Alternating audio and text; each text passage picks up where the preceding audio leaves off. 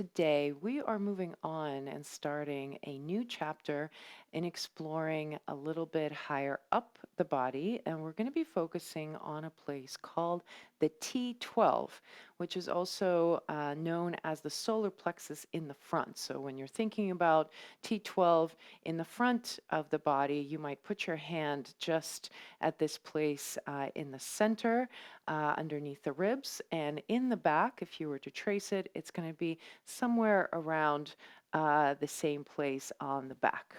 Now, the T12 is a very important place in the spine. It is the 12th vertebra of the thoracic spine, T12. And the 12th vertebra, you start counting from the top, and counting down, the numbers go up. So the T12 is the last vertebra before we start with the lumbar vertebra.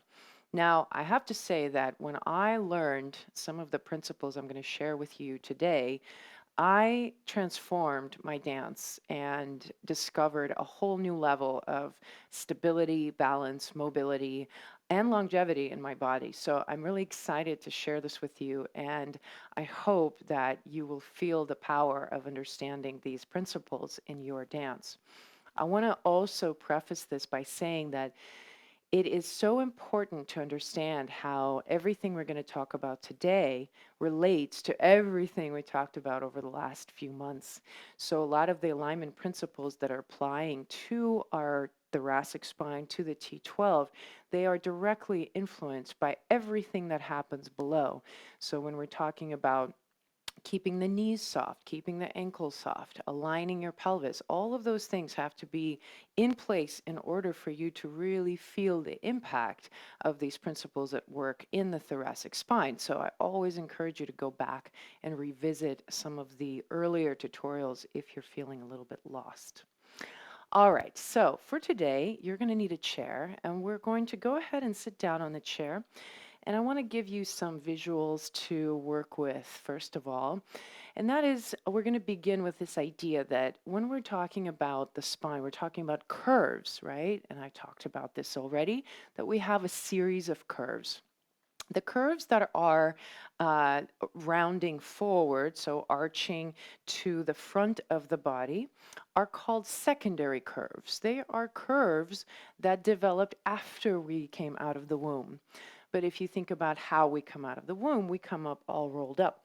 So the other curves that are curving the opposite direction, so the thoracic curve, the curve of the tailbone, those curves are primary curves. They are pretty much set in the womb. They are not curves that are going to change over your lifetime. So if you think about the curve of the back of your head, or the curve of your tailbone, those curves are pretty much set. So it is our secondary curves that adapt to the alignment of the primary curves. And when we're talking about the thoracic spine, which is the part of the spine that goes between the shoulder blades, that part of the spine is kyphotic. It goes to the back. The curve heads that way. So that curve is a primary curve. And when we're talking about tango and we start describing dissociation, and my preference is to use the word spiral rather than dissociation, we really want to be clear about the degree that we articulate at the thoracic spine. So I want you to sit with your hands on your thighs for a moment and find that neutral pelvis. So we did that all last month, kind of finding ways to identify when your pelvis is neutral. So when you're on the chair, you should be clear that you're right on top of the sit bones. And then without moving your pelvis, I want you to feel an overarching to the front. So I want you to really push your thoracic spine forward. Now, very important, if I were there, I would really be emphasizing for you that the pelvis doesn't move. So we want to really feel this in the thoracic spine rather than thoracic and lumbar, which is that lower back. So once again, pelvis stays here, and we articulate our thoracic spine forward. And then I want you to round the spine. And as you do this, keep asking yourself, are you staying in the center of your sit bones? So the sit bones give you a sense that pelvis is not moving. You're just moving your thoracic spine. All right, here we go. So you're finding now in your body the range of articulation, extension, and flexion of your thoracic spine. A couple more times. Good. Good. And then come back to neutral. Find a place where you feel like you're not really pushing forward or rounding back. And let's just say we're going to imagine that this place of the T12, this T12 vertebra, we're going to imagine it as a little sphere that's just hovering above the pelvis. And let's just kind of feel how we can move this little sphere in space. So we're going to arch the spine forward.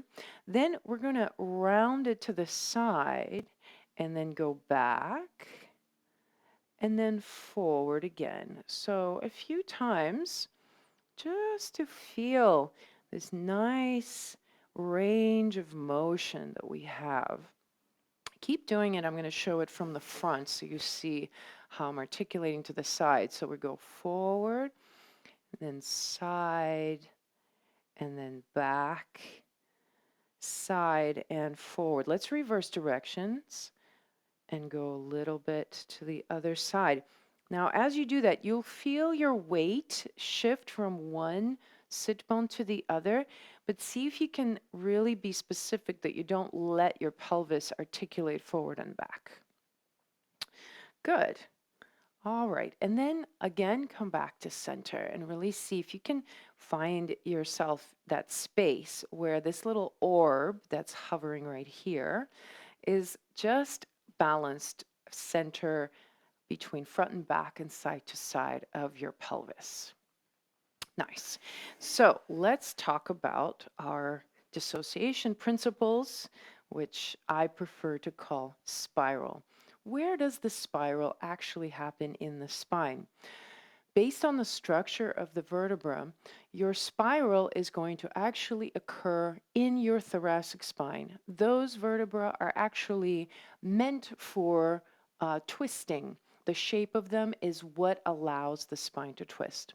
Your lumbar spine, the way the vertebrae are shaped, indicates that the lower back is actually meant for flexion and extension, this kind of movement. But when we're talking about twisting or spiraling, that is going to happen through your thoracic spine, which is really important here. And let me show you, let's discover together why this is important. So I want you to keep your sit bones grounded into the chair. And I want you to slowly just bring your chest forward and articulate it forward as if you're really trying to arch in your thoracic spine, flattening out that thoracic curve and pushing your ribs forward. You should feel kind of like the ribs are opening out. Now from this position, I want you to try to turn to the right a little bit and see how far you get. I get to about right here, and then I start feeling a little bit of discomfort in my upper back.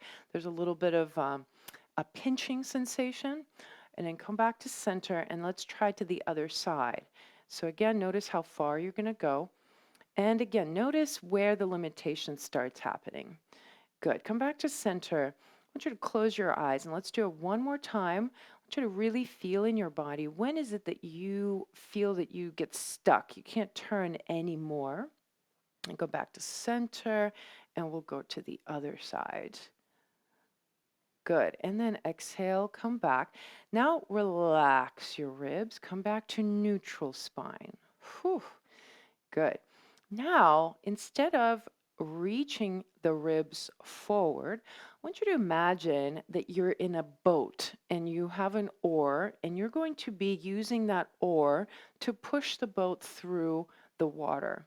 So let's have this imaginary oar, and we're going to push the oar through the water. And as you do that, you turn your ribs and you let your ribs kind of fold in a little bit. I'm not folding my head forward, but I'm just allowing the ribs to actually go down. Come back to center and then go to the other side. Now, if you're like me, and you might see this difference in my body, that when I do this, I'm actually able to turn a lot further. I have a lot bigger range here for my twist. Come back to center, do it to the other side. Good. And then without the arms, without the oar, just turn. Turn to the right. Notice I'm keeping the ribs in as if I have rubber bands attached to the opposite hip. So my left hip and my right rib, my left rib and my right hip are trying to come together versus they're pulling apart. Yeah, so that's the difference. Come back to center and do it to the other side. Good. So why is it that we're able to twist a little easier, a little bit further when we have a little bit more of a rounding, a little bit more of a curling in to the body rather than this way? And this is where the principle of the anatomy and our mechanics is really important. Your thoracic spine is a primary curve, meaning that this curve of your spine was set, the degree of it was set in the womb. It's not going to change. You're not really going to get more out of it throughout your life.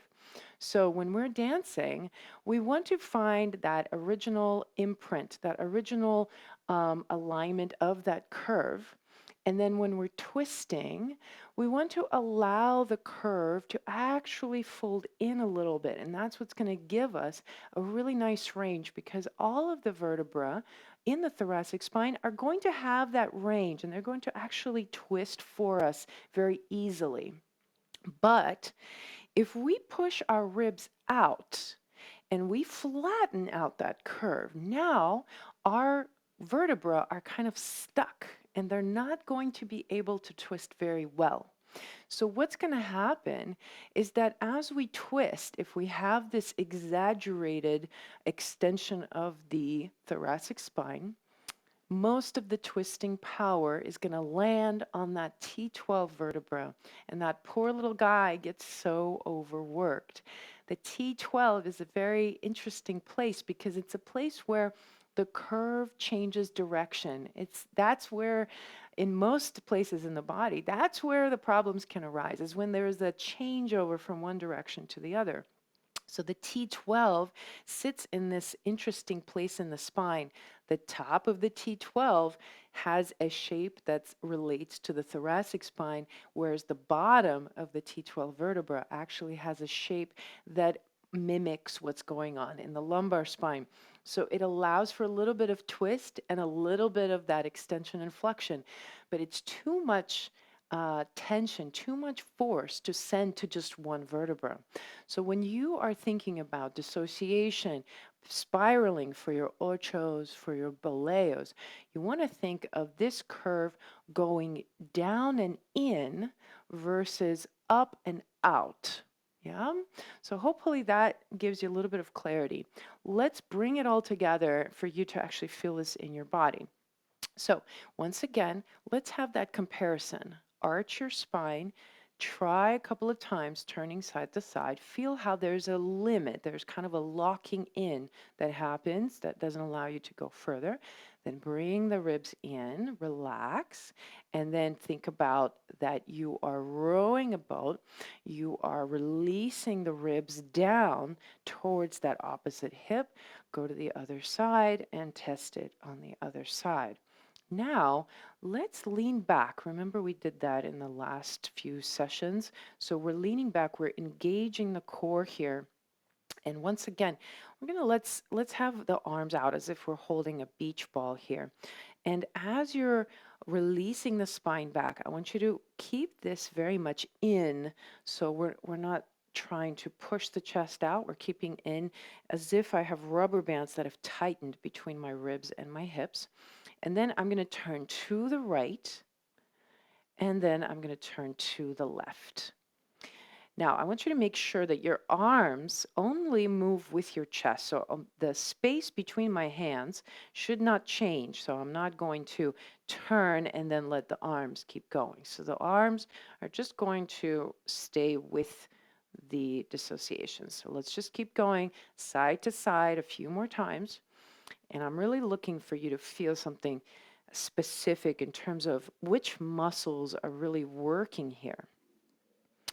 Good, a couple more times. Good, and then come back to center. Lift yourself back up. Now, if you did this correctly, you should feel that the twisting is really happening from your abdominal muscles. The abdominal muscles are what's going to turn your ribs from side to side. The actual rotation of the spine is going to happen in the thoracic spine itself, not in the lumbar spine. Now, without leaning back now, we're going to determine for you in your body what is the degree of spiraling that you will have for your pivots, for your ochos, for your boleos, for your ganchos. This will be your limit. That's very important to establish, whether you're leading or following. You want to give your partner a very clear distinction of the limit of your spiral, because that will be used to communicate different special effects, right? So very important. You keep the hips very steady and stable on the chair. The hips need to stay out of it, because if you involve the hips, then the dimensions of your range are going to change. Now, from here, make sure that the ribs are nice and relaxed and the thoracic spine is in neutral and you're on your sitting bones. Now, from here, without really changing any of that, we're going to turn gently chest to the right. And what you'll notice, there will be some engagement across your abdominals. Your obliques are working here. But once you get to the extreme range, typically what you will find is that your center of your chest, your sternum, is going to align somewhere close to your right knee. So it's a diagonal. And I would say if, let's come back to center. So if this is going to be 0 and this is going to be 90, we are turned at extreme of our spiraling, you'll be at about 45 degrees. So I want you to feel this place here. Come back to center, do it to the left side. And again, feel the musculature involved in your twist here. Keep relaxing the shoulders and then come back to center. Now let's do that with our eyes closed just a few times. And what I'm asking you to do here is see if you can draw in your mind visualization of what that range is for you, so that then you can recreate it when we're standing up, right? So right here, we're going to go ahead and turn to the right with your eyes closed. I want you to just really feel. Make sure shoulders are not participating in this. You're just feeling how much can you turn the ribs in relation to your pelvis. Feel that, come back to center, and then go to the other side. You might feel a different sensation on one side versus the other. Come back to center, and let's do a couple of more to each side. Good, and center, and to the other side. Good. And center, open your eyes. So the key here, the key sensation I really want you to lock into your awareness is how much the core is really helping you twist. It's very interesting that if you extend or overextend your thoracic spine and open up your ribs, when you're turning here, you won't actually feel your core very much. It doesn't connect because of the extension. These muscles can't really engage very well. So frequently, I have so many people coming to me saying, oh, I have a weak core. I don't have enough core strength. My core is too weak. But 9 times out of 10, the core is strong enough. It's just the alignment is a little bit too exaggerated so that the muscles can't actually fire correctly and give you support. And one more tip I'm gonna give you here is that what happens if you're dancing with somebody who has this kind of exaggerated alignment forward? It might not really interfere too much with their dance. You can still communicate with them. But what actually, since what the sensation is that you lose connection to the floor of that person. You can't quite feel their feet. And as a follower, when I used to do this a lot, I noticed that I couldn't quite pick up the pace. It was very hard for me to dance faster songs. I was always lagging behind. So bringing this in will connect it to the core, will integrate your spine, and will actually make you more versatile. All right, we're going to finish with a little preview of what we're going to do next week. And that is, we're going to apply this to standing. So I want you to stand up. I want you to stand with your feet hips width apart. Keep your knees slightly soft. If the feet will be pointing straight ahead. Let's remember that feeling of being grounded like a sumo wrestler. So pelvis in neutral, ribs are in. And then we're just going to have the arms out once again as if I have a beach ball. Now, the trick here is, and I'm still working on this, is don't involve the hips. Really to fine tune your dimensions of your spiraling, you got to keep the hips out of it, right? So we're going to have your beach ball, feet, knees soft, hips, yeah? And then go ahead and turn to your right. And as you turn to the right, I want you to pretend that you're going to turn your hips to the left. So we're kind of opposing it. So you stay right in the center. And then just feel that place you found on the chair. Can you feel that limitation where it's like, okay, that's it. I've arrived. I can't turn anymore. Then come back to center and let's go to the other side. So now as you're turning to the opposite side, have your hips pull you to the opposite rotation. And so you're creating this little opposition in your body. Come back to center. Do it with your eyes closed. Close your eyes and then go to one side and then go to the other side. Go to the other side one more time. And then last side. Good. And then come back to center and straighten your legs, release, and just see how you feel. This should have engaged and fired a lot of your core. So your homework for the next week is I want you to really see if you can locate these limits, these ranges of motion in your body, and see if you can notice these kinds of ranges appearing in your daily life. We use them all the time. Like if you're sitting and you're reaching over for something, or you're reaching behind you, you're going to be using these ranges of motion. And if you can tap into the alignment, you will actually see them helping you in different functional movements, such as picking something up off the ground or having to get down on the floor. Those ranges of motion will be really helpful. We will continue this discussion next week. I'm going to show you some exercises that will help you develop more awareness around these ranges of motion, the alignment and the mechanics of the core, and how they play into our balance when we're going into some of these pivoting motions, ochos, boleos, and things like that. So tune in next week. Until then, pop in some questions into the comments if you'd like. I always love hearing from you. And I invite you to subscribe and click that like button if you enjoyed this video. I hope you have a great week and we'll see you soon. Ciao.